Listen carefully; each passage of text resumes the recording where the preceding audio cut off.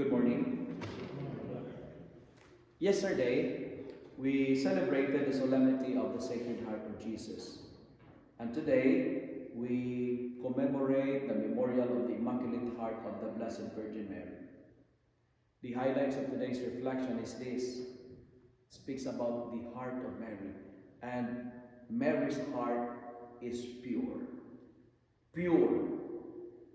Pure in a sense, her heart is free from any attachment to sin, free from any attachment to selfishness. She maintained her purity, not only physically, but more so spiritually. She accepted everything in faith and obeyed the will of the Father.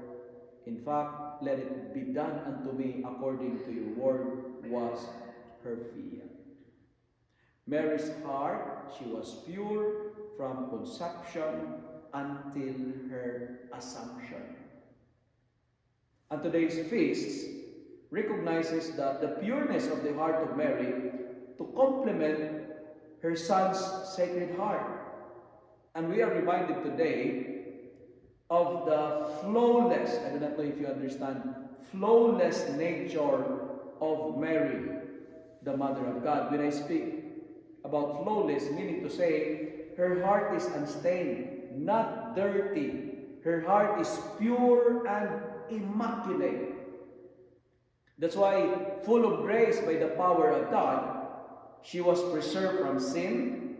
And we can find this one in the teaching of the dogma of the Immaculate Conception. And she was preserved from corruption of death according to the dogma of the Assumption. What's the invitation of today's celebration?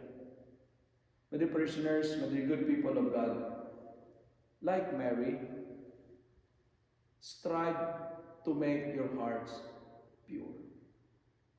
Strive. Try to make your hearts pure. Because when your heart is pure, according to the Beatitude, you will see God. Blessed are the pure of hearts, for they will see God. And it is also interesting to note that it is the purity of heart that matters, not the external appearance. Purity of heart. Because true, genuine, and authentic beauty lies in the purity of heart. Today, as we commemorate the memorial of the solemnity of commemorate the memorial of the Immaculate Heart of the Blessed Virgin Mary, let us strive for the purity of hearts. Why is that?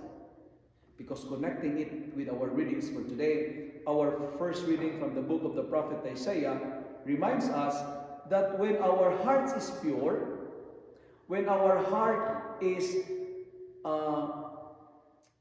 immaculate, when our hearts are not dirty, you will experience rejoicing and gladness. That's what the first reading is trying to tell us this morning.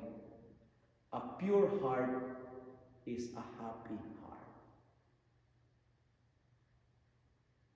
Yesterday I told you, a humble heart have humble desires. Because in the gospel, Jesus said, I am gentle and humble of heart. But today, when your heart is pure, you will be happy. Why? Because you will see God. Look at what the words of our first reading today is saying. When your heart is pure, the Lord will clothe you with the garment of salvation. When your heart is pure, the Lord will cover you with a robe of righteousness. Can you imagine that kind of gift and grace when there is purity of heart in us? It is not impossible. Like Mary, believe. And like Mary, let us also express our fear. Let it be done unto me according to your word. And finally, in our gospel, The purity of Mary's heart was shown splendidly in her motherly love and concern for her son, as well as her profound faith in God and obedience in the Lord. Like Mary and Joseph, when you lost someone, when you lost something, don't look it somewhere else, but go to the temple. Why? Because the temple is the right place to search for the lost. The temple is the perfect place to find what was lost in you. Today, my dear friends, my dear brothers and sisters, this is the grace that we ask the Lord, that like Mary, may we strive for the purity of hearts. Blessed are you when your heart is pure, because you will see